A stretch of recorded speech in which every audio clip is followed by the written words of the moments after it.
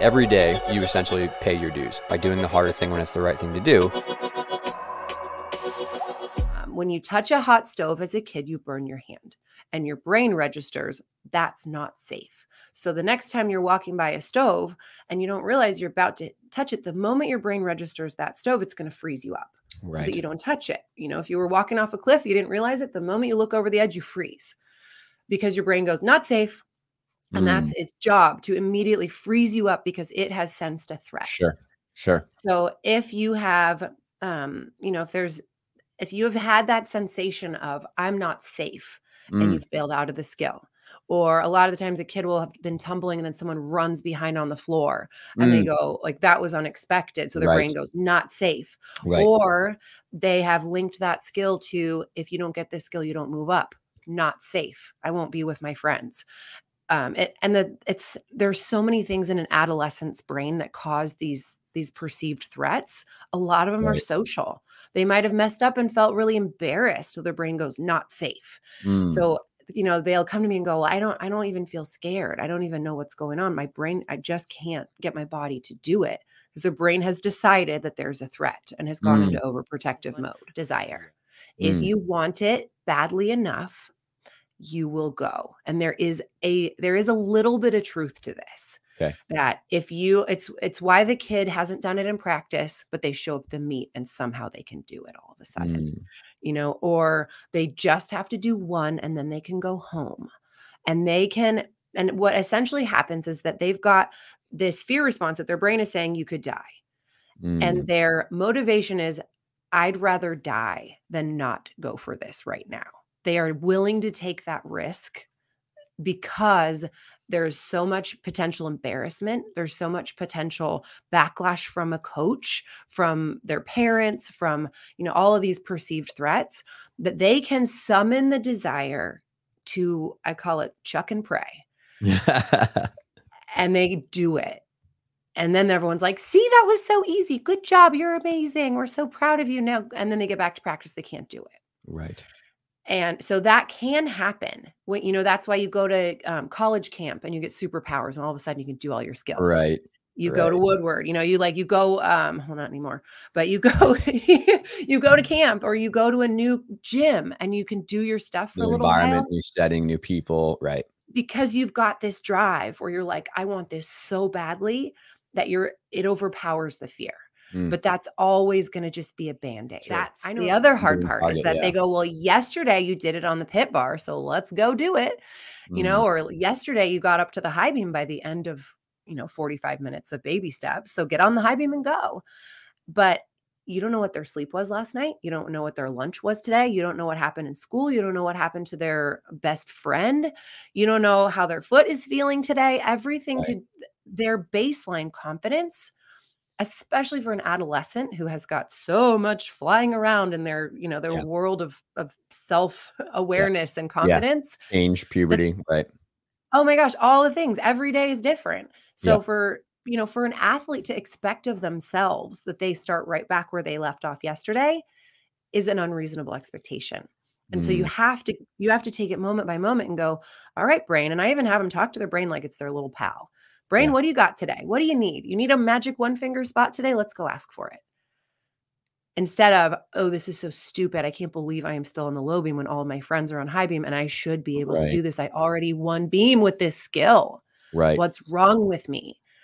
That is just, it's like they're going up the down escalator. They're putting in the reps, they're putting in the numbers, but they're being so hard on themselves in the meantime that they're eroding their own confidence faster than they can build. And I teach it like a piggy bank, especially to like the little 8 and 9 year olds. Like your confidence is like a piggy bank. And every time you do that back walkover on a line, you're putting pennies in. And every time you do it on a low beam, you're putting nickels in. And every time you stack up 1 million mats and you're putting quarters in, you're putting dimes in. Every time that you do one and your brain goes, oh, that was safe. Oh, that felt good. That felt good. Oh, my hands were in the right place. My hips were square. That felt good. Every time that happens, you're filling your piggy bank and you get to the point where you get that, like, this is unscientific, but Coach Briley on my team, she calls it that click. You get the click where you're like, okay, I think I got this. And you get up and you're like, I want to try it. I want to go to the high beam. But every time you freeze up, it's like taking $5 out of the bank. it is such a blow to your confidence, because then you get all the negative self-talk. I can't do it. I'm broken. What's wrong with me? And that adolescent negative self-talk comes in and takes over. And so you are better off making 25 on the medium beam than 3 on the high beam where you freeze. Right. For the long-term benefit. And you're building up this foundation of reps, and the neuroplasticity, you're having those little pathways every time you're carving out a new model, right? Yeah. Every time you try something that feels a little scary and you are successful, little fireworks go off in your brain. Yeah. And you go, I can do it. You have a past success that you can pull from for the next try. I've worked with thousands of kids on mental blocks. And there are some kids that just stayed stuck longer. And they did all the same stuff. We've got the plan there, and it's always one of two things, coach or the parent, that are undermining their success. And it's almost always the parent who cares, the parent who really wants to help, that is actually creating more stress. The parent who's like, go get that back walkover today, kiddo. Have a good day. Bye. 39 private lessons, right? Yeah. Well, and then, so the kid gets out of the car and is like, there's no way I could do my back walkover today. I'm terrified of it, but my mom just said to go get it. So I'm going to fail and I'm going to let my mom down today. Great. And so there's, of course, like the coaches who don't want to do progressions, the coaches who say, you got to just go do it. That aren't listening. That's usually a very big, slowdown to the process. But these parents, they do too much. They're too involved. They're too stressed. They're too wrapped up in the score, the place, the level, the skill. So they're just like, I love you. I love you. You're so great. I'm so proud of you. But the kid is like crushed under the weight of the expectations because mom cares so much.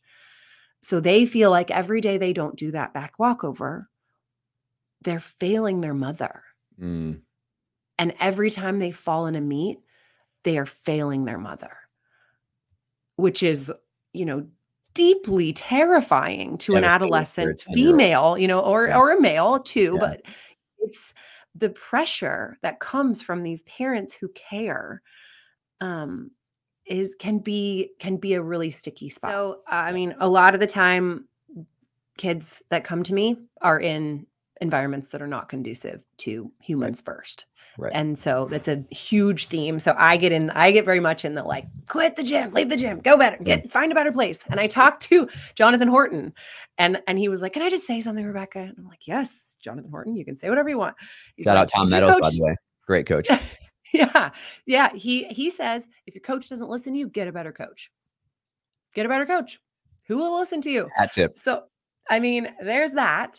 But there's a couple things. Like I've worked with kids and they get to be, it's their choice. This is what hedges off burnout. If they feel like they are making a choice, they choose this gym, they choose this coach, they choose this place, they choose to be there. Acknowledging that their coach is doing things that are negatively impacting their confidence through the way that they're expecting progressions to work, through the way that they're not listening. They own that. And we go, okay, so you have to get really good at building a filter so that you can filter out the things that make it feel impossible. You're not good enough. If you don't get this, you're never going to move up. If those types of language, they filter that out and go, okay, the correction is get my legs together. Got it. And they take in the correction and they let the rest go. They become the good coach. This is something I train the kids, ask yourself, like, who is the ideal coach for you? What are they like? How do they speak to you? What do they expect of you? And then ask yourself, is that the way you're speaking to yourself? Because you're the one who's inside your head all day. You get to be the good coach and you can take that good coach with you anywhere. But if you're in an environment where that coach is tearing you down, you need to be accountable. Like that coach needs to be accountable. So it's have a conversation with that coach. Like, the parent, like I have them ask, what is your intention? The kid's struggling. I see that this is the method. Can you explain to me kind of what the process is that you're going through? Because I see the kid up on the beam for 4 hours, not going for something. I'd love to know your methodology. Please enlighten me. I would like to understand. And so they create this, like, I want to listen to you, coach. Tell me how this is going to work for my kid. And then they go, well, this is what I'm seeing at home. This is what I'm seeing as a result of this method. It doesn't seem like that's lining up with what you're looking for. Right. So what can we do? And they, Yeah. brainstorm. And then if something doesn't change, you go up the chain. You talk to the head coach, you talk to the gym owner. Yeah. And you communicate. You don't just Yeah. bash them on the internet and go straight to safe sport. Like, you talk to the coach, talk to their boss, talk to their boss. If nothing changes, then you have to ask yourself, am I willing to have to put this filter up in order to protect my confidence in this environment that is not ideal emotionally? Or can I go shopping for a better place? And oh my gosh, how many times do I see people switch gyms and the mental blocks disappear? Right.